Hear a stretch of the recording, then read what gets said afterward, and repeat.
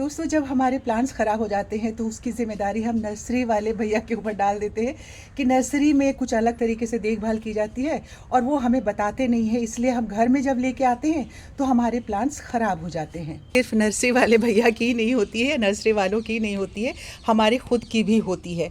हम जिस तरह से अपने घर के, अपने बच्चों की देखभाल करते हैं, अगर उसी जज्बे के साथ हम अपने प्लांट की भी देखभाल करें और हमें इस बात का एहसास हो और जानकारी हो कि कौन से प्लांट को कितना पानी, धूप, खाद, मतलब उसको भोजन कितनी चाहिए, तो हम अपने प्लांट को बचा सकते हैं।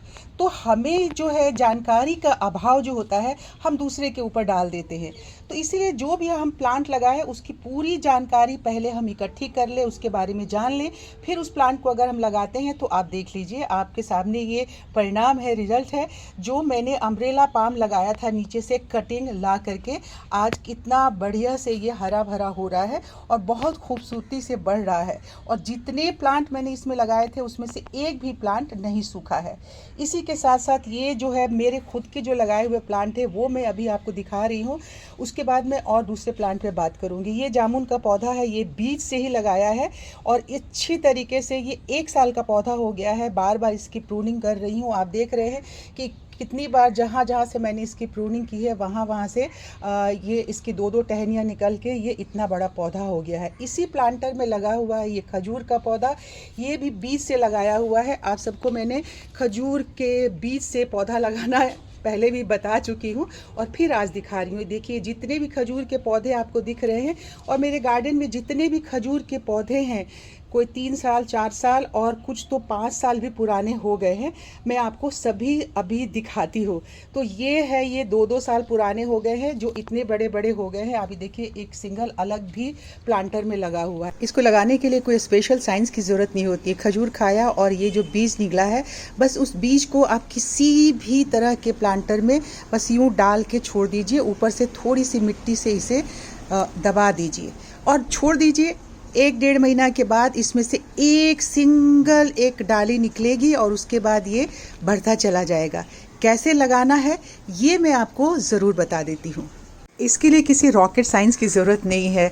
डेजर्ट का ये पौधा है, प्लांट है, तो मिट्टी ऑब्वियस है कि रेतीली होनी चाहिए और उसमें समय समय पर खाद की जब ज़रूरत पड़े तो आप उसमें डालिए। जब इसे रीपॉट आप करने लगे तब पूरे मील में 2 हिस्सा रेत का होना चाहिए, 1 हिस्सा गार्डन सॉइल का होना चाहिए। वर्मी कंपोस्ट या जो भी कंपोस्ट आप डालते हैं वो मिला करके इसे गमला तैयार कीजिए और इसमें इस प्लांट को रीपॉट कर दीजिए। खजूर का बॉन्साई जो मैंने 3-4 साल पहले लगाया था और ये को लगाने का आइडिया मुझे हमारे घर में जो हेल्पर काम करती थी, आप सब अगर पुराने सब्सक्राइबर हैं तो आपको पता होगा, चंपा जी ने, उन्हीं ने ही कहा था कि दीदी इसको आप इसी में डाल दीजिए। मैं छत पे आ रही थी प्लांटर में डालने के लिए, तो उन्होंने कहा कि इसी में डाल दीजिए और तब ये लग गया। और आज देखिए बोनसाई के रूप में ये इतना छोटा सा तकरीबन 4 साल का ये पौधा हो गया है। मेरा खजूर का पौधा है जो कि कम से कम 6 साल पहले खजूर के बीज से लगाया था और आज ये देखिए कि कितना बड़ा है। चूँकि ये इसलिए बड़ा है क्योंकि इसे हमेशा बड़े पौधे में प्लांटर में लगाया और इसे हमेशा मैं शिफ्ट करती रही हूँ 1-2 साल के अंदर। तो अब ये बढ़ते बढ़ते इतना बड़ा हो गया है।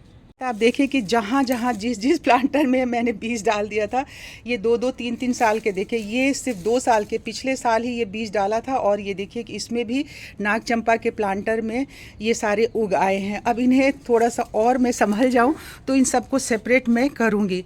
इसीलिए मैं कह रही हूँ कि जिसका अभाव नहीं हो, जिसकी जानकारी नहीं हो, अगर वो पौधा हम लगा देते हैं तो वो पौधा कभी भी आपके पास सरवाइव नहीं करेगा, क्योंकि हमें जानकारी ही नहीं है कि उसको कितना खाद पानी कैसे देना है।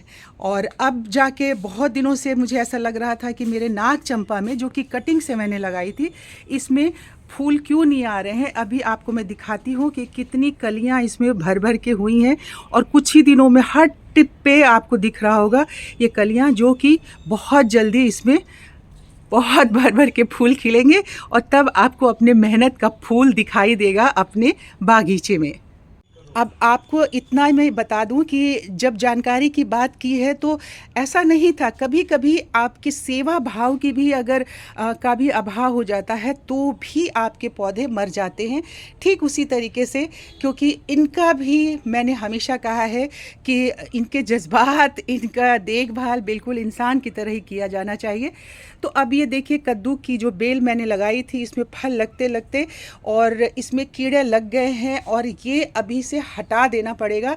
अगर इसे हम बेल को नहीं अभी हटाएँगे तो ये दूसरे पौधे जो हमारे इसके इर्द-गिर्द हैं उसे अफ़ेक्टेड करना शुरू कर देगा। लास्ट टाइम भी मैंने आपको दिखाया था कि ये मेरी गिलोय की बेल देखिए कितनी अच्छी से जा रही है, पर नीचे के कुछ जो पौधे पत्ते हैं वो थोड़े-थोड़े ख़राब हो रहे हैं, तो इन्हें हमें अब यहाँ से हटा देना चाहिए। अगर इसे नहीं हटाएँगे तो इसके अंदर जो भी कीड़ा लगा हुआ है वो आगे की तरफ बढ़ता चला जाएगा। और इसका इलाज यही है कि आप जो है, अगर आपके पास नीम का तेल रखा हुआ है तो उसको किस तरह से डालना है, पहले भी बहुत सारे वीडियो होंगे मेरे चैनल पे, पर फिर भी मैं आपको बता देती हूँ कि आप 1 लीटर पानी ले कर के उसमें 5 से 10 ग्राम, मतलब एक जो ढक्कन होता है नीम ऑयल का, वो डालिए और इतना ही आप कोई लिक्विड सोप डाल दीजिए और उसे अच्छे से हिला करके और उसे स्प्रे कर दीजिए। तो जो भी हल्के से कीड़े लगे हुए हैं वो चले जाएंगे। लेकिन इस टाइम में बरसात जब रुकती है तो आपको ये नीम ऑयल का छिड़काव सारे पौधों में करना बहुत बहुत ही ज़रूरी होता है।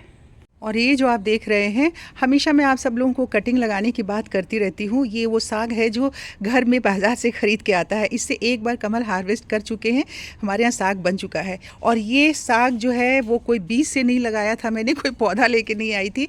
ये जस्ट जो घर में साग सब्ज़ी बनने के लिए आया था ख़रीद के, उसकी कटिंग ला के मैंने लगा दी थी। और ये देखिए कि कितना बढ़िया ये पौधा हो गया है और अब फिर से ये हार्वेस्ट करने के लिए तैयार है। मैं आपको दिखाने की कोशिश करती हूँ कैसे इसकी कटिंग लगाई थी। ये नीचे से आप देख रहे हैं, बस 2 कटिंग मैंने इसमें लगाई थी और ये इतना बड़ा पौधा हो गया है। और इस सीज़न में जैसा कि मैंने बताया कि एक बार हार्वेस्ट हो चुका है और फिर अब तैयार है। इस तरह से दोस्तों, आज छोटी सी जानकारी जो कि खुद से लगाए हुए पौधों की देखभाल के बारे में थी, आपसे मैंने शेयर किया है। आज का ये वीडियो आपको कैसा लगा ज़रूर मुझे कमेंट में लिख करके बताइएगा। और अभी थोड़ा सा और मैं इंतज़ार कर रही हूँ, थोड़ी और मेरी तबीयत अच्छे से बुलंदी पे आ जाए तो जो कुछ करना है मैं करूँगी। हालांकि मैं सोच रही थी कि अभी इतना काम मैं अगर नहीं कर पा रही हूँ तो किसी को बुला लेती हूँ, ताकि वो उसको मैं बता दूँगी बैठ करके कि इस तरह से करना है और वो कर देगा। अगर आपके पास भी इस तरह से कोई परेशानी आए तो आप किसी की सहायता ले सकते हैं और मुझे भी अभी सहायता लेने की ज़रूरत ही है।